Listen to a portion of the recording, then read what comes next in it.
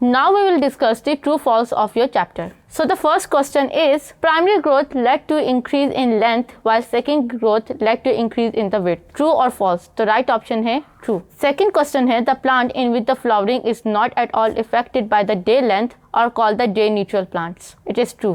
आपने याद रखना है कि हमारे पास 3 टाइप्स के प्लांट है, शॉर्ट डे जो कि विंटर के होते हैं, लॉन्ग डे जो कि समर के होते हैं, एंड देन हमारे पास डे न्यूट्रल्स होते हैं जो कि ऑल ईयर ग्रो कर सकते हैं।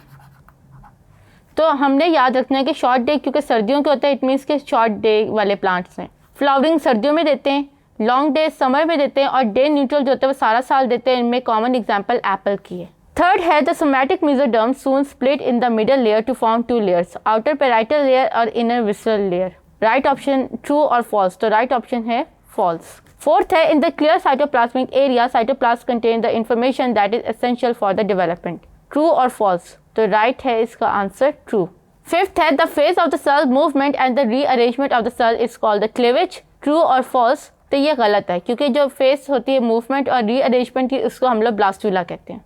इसके साथ ही हमारे जो है वो ट्रू फॉल्स कंप्लीट हो गए। हम नेक्स्ट वीडियो में जो है वो MCQs को डिस्कस करेंगे।